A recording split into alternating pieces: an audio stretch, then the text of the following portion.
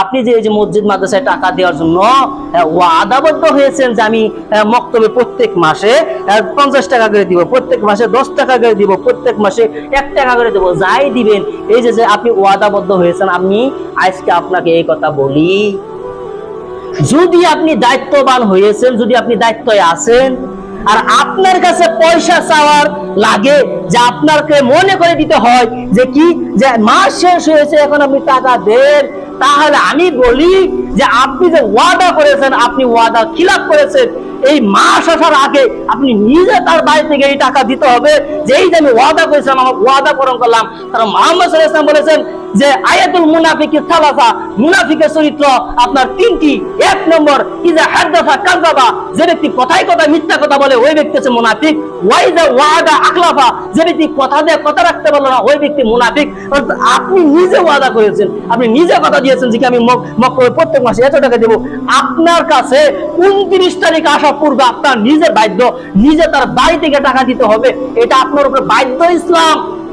যদি আপনার কাছে মনের ভুলে 31 তারিখ হয়ে গেল, তাহলে মনে করলেন যে আপনি ওয়াদা রক্ষা করতে পারলেন না, আল্লাহ আপনাকে মাফ করবে, ভিন্ন ব্যাপার। কিন্তু মুহাম্মদ সাল্লাল্লাহু আলাইহি ওয়াসাল্লাম যে 3টি গুণ বলেছে, এই গুণের ভিতরে আসা যায় কি, ওয়াইদা ওয়াদা আকলাফা, কথাতে যে কথা রাখতে পারলো না ওই ব্যক্তি মুনাফিক।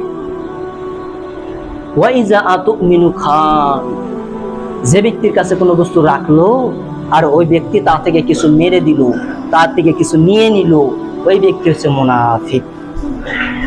আর একটি কথা বলবো, খুতবা শেষ হয়ে যাবে ইনশাআল্লাহ, এই কথাই খুতবা শেষ হবে। তা কি জানেন, আপনারা যে মসজিদের ক্যাশিয়ার বানান, এই ক্যাশিয়ারকে কোনো চাপ দেওয়ার প্রয়োজন নাই আমি মনে করি। কেন জানেন, ওই ক্যাশিয়ারে যদি প্রত্যেক শুক্রবারে এখানে দাঁড়িয়ে বলে আসসালামু আলাইকুম, 2021 থেকে 2026 পর্যন্ত হ্যাঁ এত টাকা হয়েছিল, আর এত টাকা থেকে এত টাকা খরচ হয়েছে, এখন আমার হাতে বাঁচছে মাত্র 4000 টাকা, হিসাব দেওয়া শেষ। আল্লাহ বলে হিসাব শেষ হয় না, হিসাব শেষ হয় নাই, আমার ঘর আমার টাকা, হিসাব দিতে হবে আমাকে। তুমি সমাজে যদি 100 বার হিসাব দাও, তুমি সমাজে যদি 1000 বার হিসাব দাও, তবুও আমার কাছে হিসাব দিতে হবে।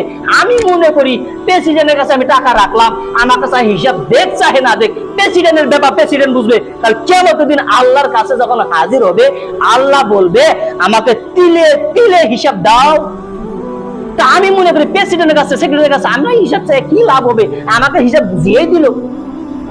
1 টাকা যদি উল্টা হয়, আল্লাহ তাকে ছাড়বে না, ছিন্ন বিচ্ছিন্ন করে দিবে আল্লাহ। আপনার বানী ইসরায়েলের মতো বলেছে, বাজারে যে আপনার খাসি চুলাই না, খাসি চুলাই, ওই খাসি চুলানোর মতন চুলাবে যদি কোনো ব্যক্তি 1 টাকা এদিক ওদিক করে নেয়।